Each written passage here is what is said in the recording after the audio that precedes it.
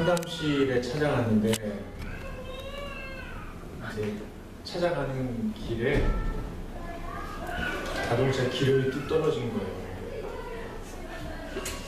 그걸 이제 상담사한테 얘기했죠. 오다가 기름이 뚝 떨어졌어요. 큰일 났네요. 당황하셨겠어요. 아니요. 아무렇지도 않아요. 왜요? 1년에 서너 번은 그래요. 지금 몇 년째 그래요. 아니, 왜 그래요? 연료 측정기가 고장났어요. 4분의 1까지 떨어지면 그 다음 또 작동을 안 해요. 왜 안 고쳐요? 그러게요. 고쳐야겠죠? 그럼 갔어요. 이 심각한 문제를 너무 덤덤하게 받아들이니까 상담하시는 분이 내담자에 대해서 왜 그럴까 생각했어요. 그 다음에 왔는데 이런 얘기를 들려주는 거예요. 보스턴에 있는 비콘 힐이라는 데가 있거든요. 언덕. 그 친구네 집에 놀러 가게 된 거예요. 가다가 보스턴 외곽 지역의 주유소에 들렸어요. 왜냐면 길을 물어보려고. 근데 그때도 4분의 1 밑으로 간당간당 내려오고 있었거든요. 이 사람이 주유를 안 한 거예요. 그리고서는 비콘힐에 거의 들어가가지고 일방통행길을 만났는데 다 왔다 생각했는데 거기서 헤맨 거예요. 30분을 헤매다가 기름이 똑 떨어졌어요. 그 언덕에서 일방통행길에서 기름이 똑 떨어졌어요. 이 사람이 읊조리듯이 차에 앉아서 기도합니다.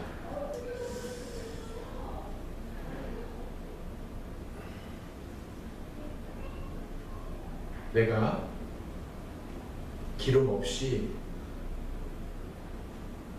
이 언덕을 이렇게 브레이크를 밟지 않고 내려가서 거의 다 내려갔을 때 주유소가 있으면 이건 오로지 하나님의 은혜다 이렇게 생각하고 조심조심 마법같이 핸들링을 하면서 이렇게 내려갔어요. 그러고서는 오른쪽으로 다 내려가서 꺾어졌는데 진짜로 주유소로 간 거예요.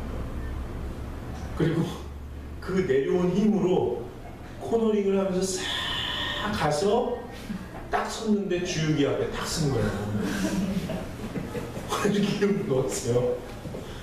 그리고 친구네 집에 가서 놀다가 다시 돌아와가지고 얘기하는 거예요. 바로 그 순간 그 주유구 앞에 딱 선 순간 계량기를 고쳐야겠다고 결심했다. 그래가지고 상담가가 왜 그랬냐 물어보니까 그 사람이 이렇게 대답합니다. 나의 게으름 때문에 발생하는 이 작은 문제로 하나님이 너무 고생하시고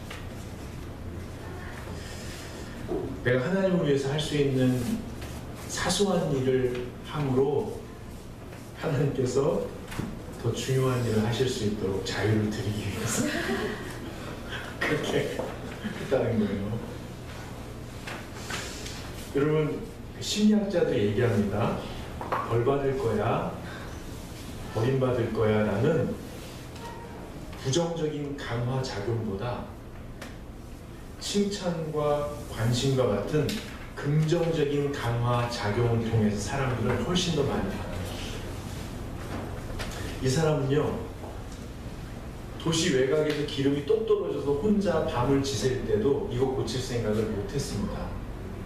근데 받을 자격이 없고 끊임없이 게으름과 나태함으로 살아가는 자신에게 어떻게 이렇게까지 잘해주시지라는 인식을 하는 순간 고쳐야겠다고 결심을 했습니다.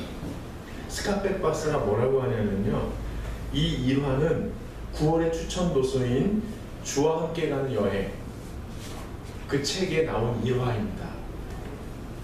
뭐라고 얘기하냐면 징계나 유기 이렇게 살다 큰일 나지, 이렇게 살다 버림받지 하는 징계나 유기에 대한 위협, 그리고 친절하게도 너 그렇게 살면 안 된다 계속 지적하는 아주 자상하지만 날카로운 어떤 사람의 가르침, 그리고 스스로 이렇게 살면 안 돼, 변화돼야 돼 하는 결단, 이런 부정적인 강화보다도 나 같은 사람에게 어떻게 이런 선물과 복을 주시지 하는 긍정적인 인식이 사람을 더 변화시키십니다. 그런 면에서 자신의 경험과 자신이 아는 하나님을 생각해 볼 때 하나님께서는 긍정적인 강화 작용만 사용하시는 분이시다 라고 이야기합니다. 여러분의 생각은 어떠십니까? 여러분이 변화를 시도했던 타이밍, 그 시점에는 어떤 일이 있었던 것이었습니까? 여러분, 은사, 은혜는 선물이죠. 뜻하지 않은 선물입니다. 받을 자격이 없는 사람들에게 주어지는 선물입니다. 그래서 은사와 은혜의 결정체는 십자가입니다. 십자가 이외에는 은혜와 은사와 선물을 설명할 길이 없습니다. 은혜가 충만하다는 것은 십자가가 충만하다는 것입니다. 십자가 그늘 아래 가면 은혜로 가슴이 젖습니다. 여러분, 격한 감흥에 젖어서 깨달은 것에 기초해서 과한 결단을 통해 자신을 궁지로 몰아넣는 것이 은혜 받은 것이 아닙니다. 다시 말씀드립니다. 좀 길지요? 다시 말씀드립니다. 격한 감흥에 젖어들며 깨달은 것에 기초해서 과한 결단을 통해 자신을 궁지로 몰아넣는 것이 은혜 받은 것이 아닙니다. 이것은 마치 편하게 앉으세요. 그랬는데 다리를 꼬는 것. 그냥 편하게 앉으세요. 근데 다리를 바른 자세로 공부해라. 그래야 무리 없이 이렇게 받아들일 수 있다 그러는데 왜 그러니? 글씨 예쁘게 쓰려고 그래요. 일찍 주무세요. 근데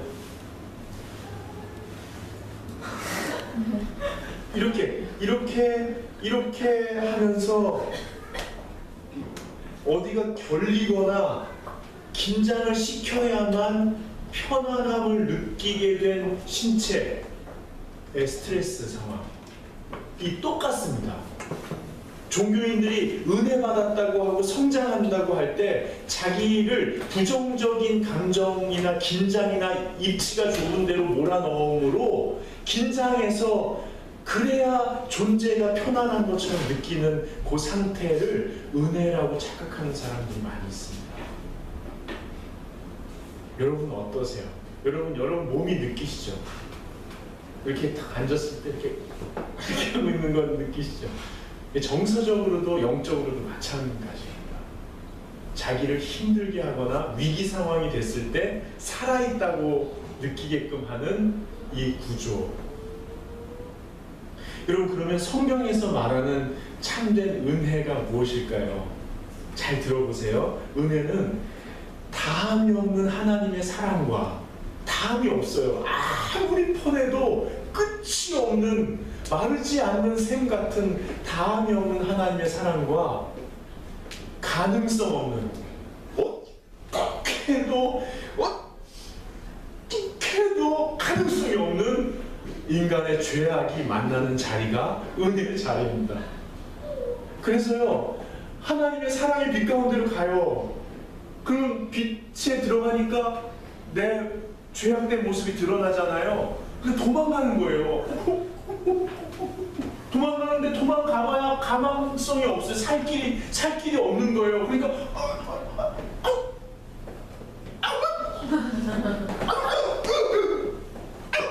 여기서 막 하나님의 사랑과 인간의 죄 사이에서 요 상태를 은혜 받았다고 합니다. 이 상태가 은혜의 자리입니다. 하나님 앞에서 어쩔 줄을 몰라 하는 이 상태. 이 상태가 은혜입니다. 성경의 은혜에 관해서 아주 적절한 이야기가 하나 있습니다. 여러분 몇 주 전에 우정에 대해서 8월 달에 할 때 여러분 묵상 본문 중에 하나인데요. 사무엘하 9장에 나와 있습니다. 뭐냐면 사울과 요나단이 죽잖아요. 그러니까 사울 가문이 완전히 몰락해버린 거예요. 근데 요나단의 아들이 한 명 있었어요. 무비보셋이라고요. 얘가 어린애가 얼마나 놀랐겠어요? 그리고 숨어 사는 거예요. 어디 숨어가지고 겨우 생명을 연명하고 있는데 다윗이 수소문해서 걔를 찾아냅니다. 그리고 불러내가지고 뭐라고 하냐면요. 무서워 말라. 무서워 말라. 왕이 얘기하는 거예요. 야, 무서워 말아라. 내가 반드시 네 아버지 요나단으로 말미암아 네게 은총을 베풀 거다. 요나단 때문에 너를 사랑할 거다. 아무 이유 없다. 그냥 사랑할 거다. 그리고요, 내가 네 할아버지 사울의 모든 밭과 재산을 너에게 도로 다 줄 거다. 네 인생 내가 책임질 거다는 말이에요. 그리고 이게 결정적입니다. 또 너는 항상 내 상에서 떡을 먹을 거다. 매 끼니 내 상에서 왕처럼 먹을 거다. 내가 너와 동행할 거다. 내가 널 사랑하고 책임지고 동행할 거다. 이게 은혜의 자리입니다. 같이 먹는 그 자리가 은혜의 자리입니다. 여기에 대해서 무비보셋이 뭐라고 하냐면요. 저는 이 고백을 참 좋아합니다. 이 종이 도대체 무엇이기에 왕께서 땡땡땡 같은 나를 돌아보시나이까. 우리 땡땡땡에 들어갈 말이 뭔지 아시는 분? 땡땡땡.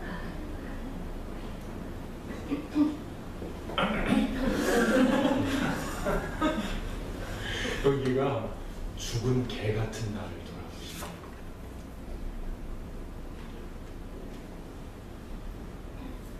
이 종이 무엇이기에 왕께서 죽은 개, 죽을 개도 아니고 개도 아니고 죽은 개, 죽어버린 개같이 살아온 나를 어찌 이렇게 돌아보시나요? 저 어릴 때 야산에서 뛰놀면서요 충격적인 거 많이 봤거든요. 개 매달아 놓고 잡아먹는 사람들 봤어요. 죽어가는 거, 죽은 다음에 얼마나 비참한지. 무비보셋이 그랬습니다. 아버지와 할아버지의 원수들이 원수인 장수들이 왕권을 장악한 상태에서 자기는 숨어서 죽은 개처럼 사는 거예요. 여러분 또 아시죠? 무비보셋은 양 다리를 절었습니다. 비참하게 죽지 못해 살아가고 있었습니다. 다윗이 부른 거예요. 야, 무서워 말라. 내가 너를 요나단처럼 사랑한다. 그리고 모든 재산을 돌려줘서 네 평생 책임질 거다. 그리고 나와 늘 함께 밥 먹자. 여러분 이것이 은혜입니다. 은혜가 무엇입니까?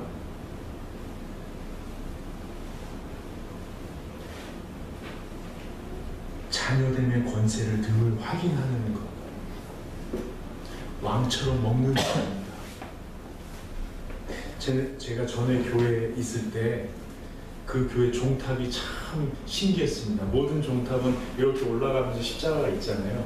근데 그 교회는 이렇게 돼 있어요. 꼭대기가 보면은 꼭 성화 봉송할 때 그 봉화처럼 이렇게 성화처럼 이렇게 돼 있습니다.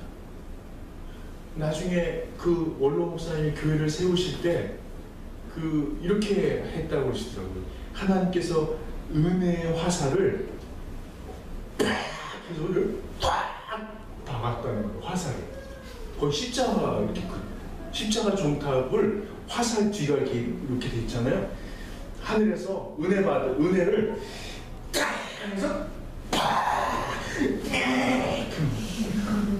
그래가지고 뽑히지 않는 모처럼 그냥 확 박았다는 거예요. 그게 은혜의 화살이래요. 십자가를 통해서 너는 내 아들이요 너는 내 딸이다. 내 생명보다 소중하여 십자가를 졌다. 아무도 지울 수 없다. 하나님께서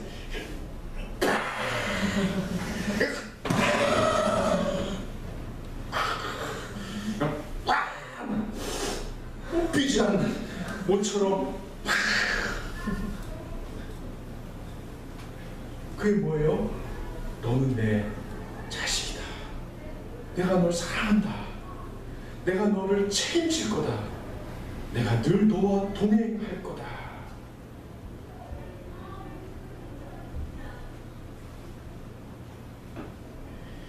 여러분, 죄가 뭐예요? 죄는, 성경에서 죄는 관역에서 벗어난 화살이라는 의미입니다. 길에서 벗어난 발걸음이라는 뜻입니다. 그러면 도대체 하나님께서 쏘려고 했던 관역은 어디입니까? 하나님께서 딱 박으려고 했던 그 관역의 중심, 핵심, 본질은 뭡니까? 너는 내 아들이고 딸이다. 너는 내가 사랑하고 책임지고 동행하는 존재다. 그건 누구도 뽑을 수 없는 화살처럼, 뽑을 수 없는 모처럼 네 영혼에 새겨진 거다. 여기서 벗어나는 게 죄라는 거예요. 성경이 말하는 죄는 도덕적이고 윤리적인 것을 넘어섭니다. 어떤 존재라도 하나님의 자녀됨에서 벗어날 수 없다는 것을 확증해주는 이 사실에서 벗어나는 게 죄입니다. 이것을 누리지 못하는 게 죄입니다. 여러분 보세요. 무비보셋이 양발을 절며 다닌 거예요. 왕자가, 여러분 사무엘하 9장 11절에 무비보셋은 왕자 중 하나처럼 왕의 상에서 먹으니라, 지속적으로 먹으니라, 삼시세끼 먹으니라. 먹을 때는 다윗이 얘기했겠죠. 내가 너를 사랑한다, 내가 책임진다, 내가 늘 너를 보고 있다. 밥 안 먹을 때는요, 왕궁의 신하들이 보고 있어요. 저 왼수의 자식이 거지 같은 게 갑자기 들어와가지고 재산 왕창 갖고 맨날 왕의 상에서 먹어. 다윗의 신하들이, 아들도 다윗을 반역했는데요, 신하들 중에 그런 마음 갖지 않은 사람이 없다고 말할 수 없죠. 그런 상황에서 어린애가 이러고 걸어내. 그럼 자기도 느끼겠죠.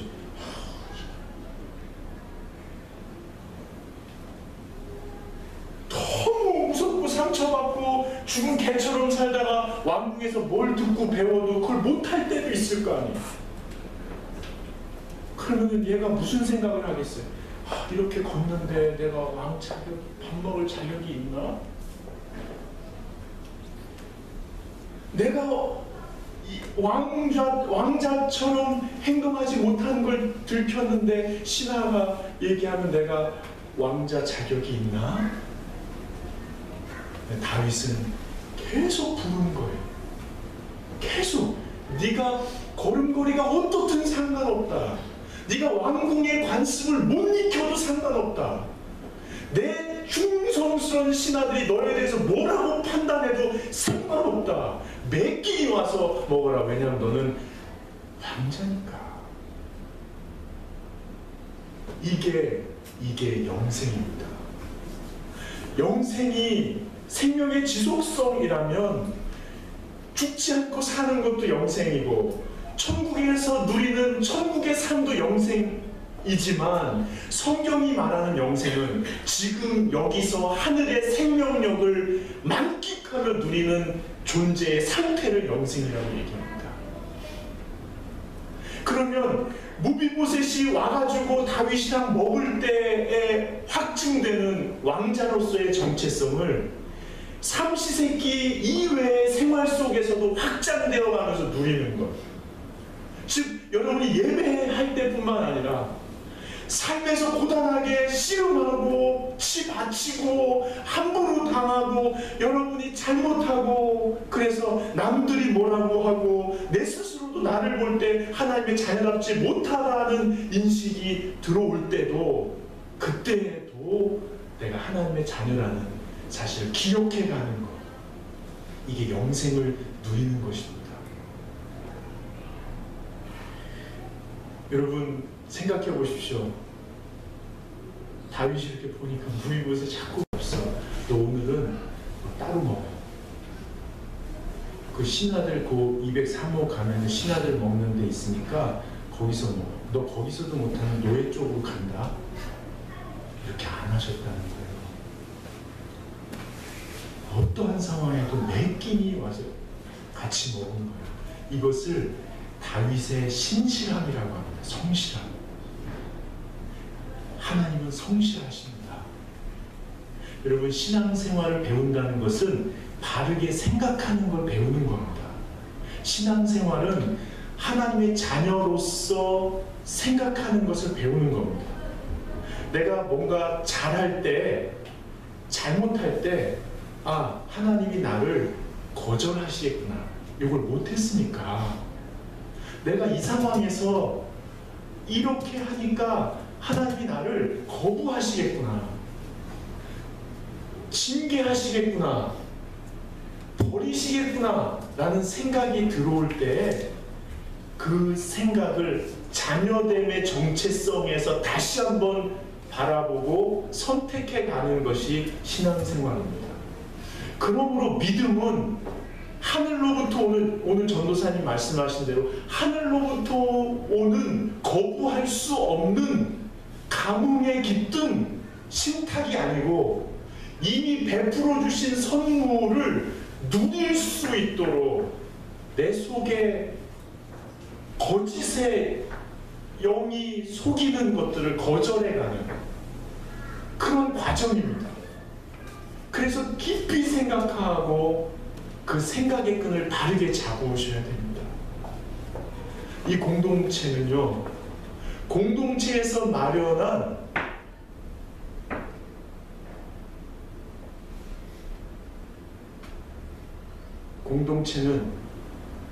공동체에서 마련한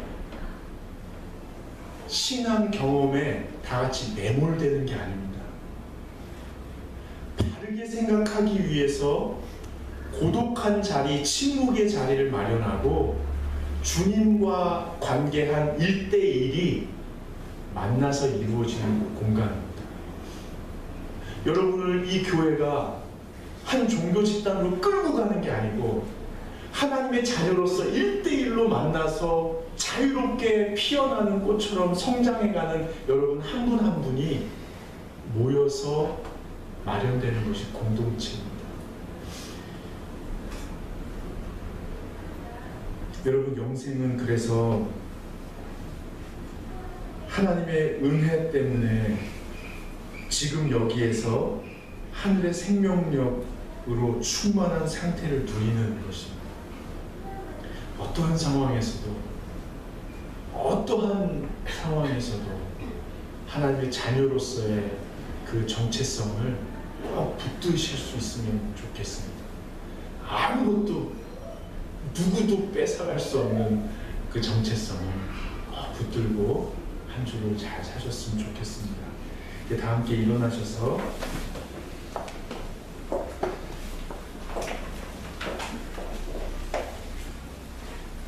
417장